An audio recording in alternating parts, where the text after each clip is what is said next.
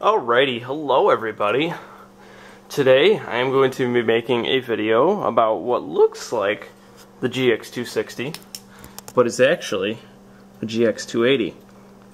The GX280 has the same fronting outfit, two USB ports and a headphone jack. It's got a Pentium 4 and designed for Windows XP, which is, you know, nothing surprising for the era. It's got a CD drive that is not correctly installed. It has no floppy drive right now, so as UXW Bill says for computers, it's not a real computer right now. As you can see right now, the power supply is a bit, you know, it doesn't fit. The reason for that is I thought this computer was dead. I had swapped out the CPU in this multiple times between, if I can get it out, the one that's already in there and then this dude right here. It's a 3 GHz Pentium 4, but I think it's Northwood and doesn't have Intel 64. The one in there does, and that's why I chose it. Now, I'll show you what the problem is. If I just turn the system on, just straight turn the system on,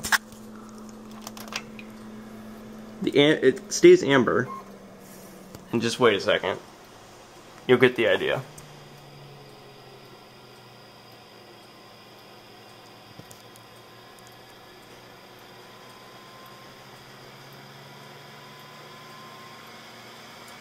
It's the typical Dell dead motherboard sort of thing, except it's not a dead motherboard. And I'll show you why if I can do this single-handedly here. If I press down with my hand on the fan, subsequently on the heatsink, and then on the CPU, I'm able to turn it on. Now let me show you if I can get there in front of the power button. I'm going to press down and watch. It should have done it. Yep, and you get the post correctly and everything. So that's a bit odd, and I'm not exactly sure why that happens. I investigated the possibility of it being one or more of the pins was misaligned, but I checked that out and it didn't seem that was the case. I may have not gotten close enough, so if any suggestions arise on that, I would. If you think that it is the pin package, and I say it's not, don't discount that automatically. I'm not the smartest computer technician in the world. So for internals, we have a 3 GHz Prescott Pentium 4. Don't know the L2 cache levels, it's 64-bit. The power supply right now is a 175 watt Dell power supply. I'll just say it's 1.2 or 1.3 gigs of RAM. It's got one empty 4th DIMM, and don't have the floppy channel populated. The hard drive in it right now is a 300 gig Western Digital, I don't know, WD3000JS. That's what it is. It's exactly what it is. On the SATA channel. Singular SATA channel.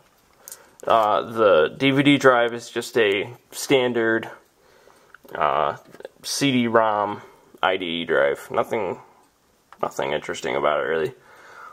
As you can see right here, it doesn't have one of the retaining rails like it has on the right side. It's missing on the left. I didn't have another 5 1/4 rail, so that's what the problem was there. The board doesn't have much particularly interesting on it, but once I get a DMS59 connector, this video card will be going in it. Let's see, dump find right there. Subsequently, one of the sticks of RAM is also a dump find as well. Really confuses me as to why people throw out good things. Anyway, this little piece right here that I'm shining my light on next to the PCI is where the PCI riser card would go, but I don't have it installed right now because it gets in the way of the power supply. So, I'm going to boot this up and I'll show you both operating systems I have on it. Okay, so here we are at the Grub menu, and as you might be able to see, it's got Linux Mint 17 and Windows XP on it. So we'll start at Windows XP first because just, you know, Windows XP. I'm doing this with my foot. I did it successfully. Oh my gosh. And if you listen, it doesn't get very high in terms of fan noise.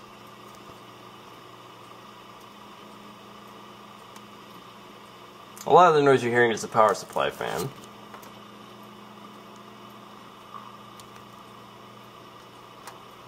Let's start it up. So it doesn't take very long on a fresh install. I'm going to open heavy load and get a nice, what do you want to call it? Just heat it up. Don't have the graphics driver installed, so we're going to get nowhere with that. Just listen for a second.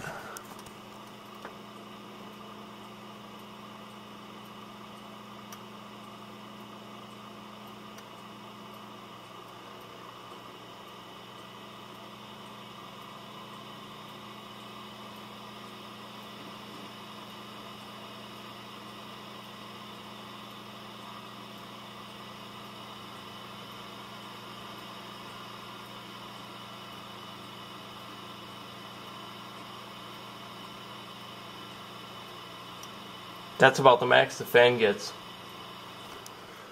So that's pretty amazing for a Prescott chip that a dinky little heatsink like that is able to keep it cool enough to where the fan barely makes any noise. So now, since there's not much interesting on this, I haven't even updated this yet, I'll get into the Linux install by pressing restart.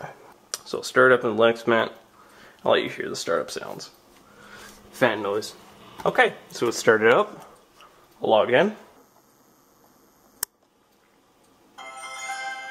This has an internal speaker, which I did not know until yesterday when I was using it. Okay, so here we are at the Linux Mint desktop, and I at least have Linux updated, but there's no programs on it. I don't even have CPU burn on here, so I can't show you what CPU burn does to the CPU. But I can tell you from experience with prior Linux I had installed on this, it doesn't get very loud. It's amazing how quiet this thing can remain.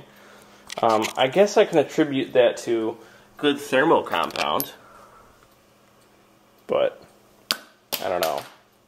I just dropped it on the floor. Alright, so yep, I'm going to shut this down and I will show you how small the heatsink is before I cut the video off and go to do something else.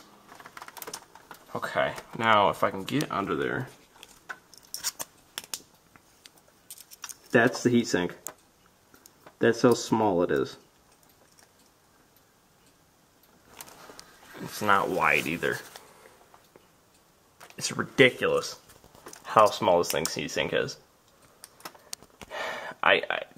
Dell, you really did something good in this computer. I'm astounded. Good job, Dell. I commend you. So that's about it. I will see you people later. Or in the next video, which actually, coincidentally, I'm going to be making right after this. So, goodbye, everybody.